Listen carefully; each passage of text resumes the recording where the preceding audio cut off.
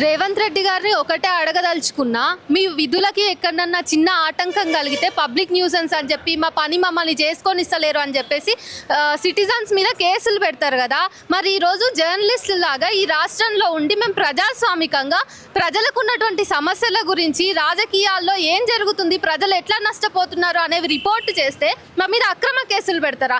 కేవీఆర్ గురించి మీ అందరికీ తెలుసు. రీసెంట్గా కూడా ఆంధ్ర పోలీసులు గూండాల్లాగా వచ్చి ఇంట్లోకి చొరబడి ఆడవాళ్ళు ఉన్నారు, పిల్లలు ఉన్నారు అని కూడా చూడకుండా ఒక ప్రొఫెషనలిస్ట్ను లాక్కొని పోయి కిడ్నాప్ చేయ చూస్తే అందరు అడ్డం పడి ఈమె భార్య అడ్డం పడి ఆయనను కాపాడుకున్నది. అంతకుముందేమో తోలుకపోయి 3rd డిగ్రీ ప్రయోగించారు. అంటే ఒక జర్నలిస్ట్ వార్తలు చదువుడు తప్పవుతుందా? ఇది ఏ రాజ్యాంగంలో రాసిండ్రు? రాజ్యాంగం ప్రకారం మేము మా పనులు చేస్తుంటే మాకు ఆటంకాలు కలిగించుడే గాక మేము చెయ్యని తప్పుకు, అనని మాటలకు కేసులు ఫైల్ చేస్తారా? రాజ్యాంగం గురించి కేవీఆర్ అని మేము తప్పుగా మాట్లాడలేదు. మేము వీడియో చూపించినాం. వీడియో మీకు పర్సనల్గా పోలీసులకు చూపించినదే కాక మళ్ళీ ప్రెస్ మీట్లలో కూడా second to second, pin to pin చూపించినాం. అందులో కేవీఆర్ ఏడ తప్పు మాట్లాడిండో ఒకసారి చెప్పండి. ఒక 2 సెకండ్లు మీరు పని పెట్టి చెవులు పెట్టి వింటే ఆయన ఏం మాట్లాడిండో మీకు అర్థమవుతుంది. అసలు ఏం మాట్లాడని మనిషిని పట్టుకొని మీరు గూండాల్లాగా తోలుకొని పోయి 3rd డిగ్రీ ప్రయోగించి సంపుతామని బెదిరించి సంపాలనే చూస్తున్నది ఆంధ్ర ప్రభుత్వం. కానీ తెలంగాణ ప్రభుత్వంలో ముఖ్యంగా హోంమంత్రి, ఏం హోంమంత్రి రేవంత్ రెడ్డి గారు? మీరేం ముఖ్యమంత్రి? ఎక్కడి ముఖ్యమంత్రి? మా పనులు మేము చేసుకుంటుంటే ఎందుకు ఇట్లా అడ్డం పడుతున్నారు? ఎందుకు ఇట్లా న్యూసెన్స్ క్రియేట్ చేస్తున్నారు? ఎందుకు మా ప్రాణాల మీద పడుతున్నారు? కేవీఆర్కి ఇప్పుడు ఏమన్నా అయితే ఎవరు బాధ్యత తీసుకుంటారు? ఈ తల్లి బాధ్యత ఎవరు తీసుకుంటారు? ఆ 2 పిల్లల బాధ్యత ఎవరు తీసుకుంటారు? ఆమె మహిళ అని కూడా చూడకుండా అసభ్యంగా అసలు ఎవరు సిఐ శ్రీనివాస్ అంట, ఆయన పట్టుకున్న తరీకా మీరు చూడండి రేవంత్ రెడ్డి గారు. మీ ఇంట్లో ఆడవాళ్ళని అట్లా పట్టుకుంటే మీరు ఊరుకుంటారా? మీరు కాదు, మేమే ఊరుకోము. ఏ ఆడవాళ్ళని పట్టుకున్నట్లా మరొక పోలీస్ ఆఫీసర్ వాళ్ళు సివిల్ ఎందుకు వచ్చిర్రు? వాళ్ళ దగ్గర అరెస్ట్ వారెంట్ ఉంది అంటున్నారు. ఆ అరెస్ట్ వారెంట్ ఎవరికి చూపించిర్రు? పోనీ ఇక్కడ లోకల్ పోలీస్ స్టేషన్లు అన్నా చూపించిండ్రా అంటే అది లేదు. ఆడికి పోయినాక పౌర సమాజం మొత్తం అడ్డం పడి మీరు ఎట్లొస్తారు? గూండాలా ఏంది? మీకు ఒక పోలీసు వాహనం లేదు, ఆ వాహనానికి ఒక నెంబర్ ప్లేట్ చక్కగా లేదు, అసలు ఏం చక్కగా లేనే లేదు, యూనిఫామ్ లేదు, మీరు అట్లెట్లొచ్చి గుంజుకోపోతారు అని అడ్డం పడితే అప్పుడు సరూర్ నగర్ పోలీస్ స్టేషన్కి మీరు ఇన్ఫర్మేషన్ ఇస్తారా? అంటే కేవలము ఎట్లా దొరికితే అట్లా వేసుకోబోదాము, దారిలోనే చంపేద్దామని కదా మీ ఉద్దేశం. సో జర్నలిస్టులు ఎవరు పని చేసుకోకూడదు. ఈరోజు కేవీఆర్ను మీరు ఒక ఎగ్జాంపుల్గా చూపిద్దాం అనుకుంటున్నారా? ఎవరైతే నిజాలు చెప్తారో వాళ్ళని మేము చంపేస్తామని చెప్పేసి చంద్రబాబు నాయుడు అది చూపించాలనుకుంటే రేవంత్ రెడ్డి ఆ ఎగ్జాంపుల్ని ఇక్కడ తను నిజమే నిరూపిస్తుండా?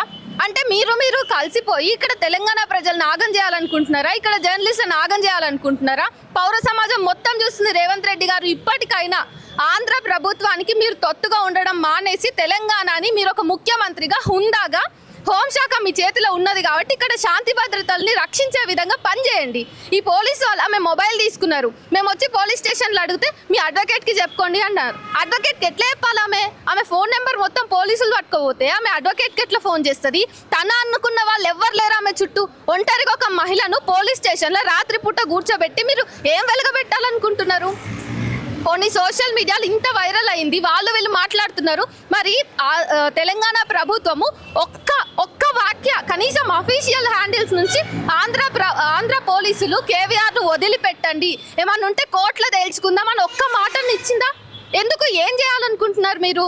సో ఇదంతా రాజ్యాంగ వ్యతిరేకమైనటువంటి పాలన. ఎవరి పని వాళ్ళు చేసుకోకుండా శాంతి భద్రతలు విఘాతం కలిగించుకుంటా రేవంత్ రెడ్డి కేవలం తన రాజకీయ కాంక్షల కోసం మీకు వెయ్యి ఉండొచ్చు సార్, కానీ మా పని చేయకుండా మీరు మమ్మల్ని ఎందుకు అడ్డుకుంటున్నారు? అంటే ఒక యువ జర్నలిస్ట్గా నేను ఏమనుకోవాలి? నేను భయపడాలా? నాలాంటి వాళ్ళందరూ భయపడాలా? నిజం చెప్తే ఆంధ్ర ప్రభుత్వం తెలంగాణ ప్రభుత్వం కలిసైనా మమ్మల్ని చంపేస్తుందని మేము వెనక్కోవాలా సార్? అంటే ప్రజాస్వామికమైనటువంటి రాష్ట్రంలో మేము ప్రజాస్వామికంగా వార్తలు చదువుకునేటటువంటి స్వేచ్ఛ కూడా ఇయ్యరా? ప్రెస్ ఫ్రీడమ్ ఎక్కడ పోతున్నది తెలంగాణలో? ఆలోచించాలి రేవంత్ రెడ్డి గారు. ఇప్పుడైనా మీరు కళ్ళు తెరవండి. చాలా మర్యాదగా చెప్తున్నాం. ప్రాణాల విషయం.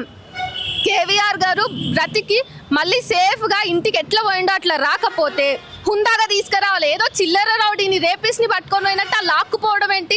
అరెస్ట్ చేయడానికి వచ్చినప్పుడు హుందాగా చూపించాలి, వారెంట్ చూపించి చాలా రెస్పెక్ట్ఫుల్గా తీసుకుపోవాలి. నేరమేం నిరూపణ కాలేదు, మళ్ళీ అది ఫేక్ కేసు అని మేమే జర్నలిస్టులమే ప్రెస్ మీట్ పెట్టి నిండుగా అందరం కూర్చొని చెప్పినాం. అన్ని ఫేక్ కేసుకి కూడా మీరు ఇంత దౌర్జన్యం చేస్తే ఏమనుకోవాలి మీ మీద? ఇట్లానే మరి ఈ తల్లుల మీద ఇప్పుడు కేవీఆర్ కేసులనే ఈ తల్లిని కూడా అంటున్నారు బ్యాడ్ కామెంట్స్, వాళ్ళని అట్లనే తీసుకుపోతారా? మమ్మల్ని అన్న వాళ్ళని అట్లనే తీసుకుపోతారా? కాదు కదా. ఆలోచించాలి ఇప్పటికైనా ప్రభుత్వం, తెలంగాణ ప్రభుత్వం వెంటనే స్పందించి అక్కడి పోలీసులను అదుపులోకి చేసే ప్రయత్నం చేయాలి. కావాలంటే చంద్రబాబు కాళ్ళు మొక్కండి, కానీ కేవీఆర్ను బ్రతికి బయటకు తీసుకొని రండి. ఇక్కడ వీళ్ళు భయపడుతున్నారు, ఏడుస్తున్నారు. ఆమె నీళ్లు తాగడానికి కూడా సిద్ధంగా లేదు. ఆయన వచ్చే వరకు ఈమె పోలీస్ స్టేషన్లోనే వండుకుంటే నేను ఈయనే ఉంటా, మీరు 10 రోజులు చేస్తారో 100 రోజులు చేస్తారో చేయండి, నేను ఈయనే ఉంటా అంటుంది. ఆలోచించండి.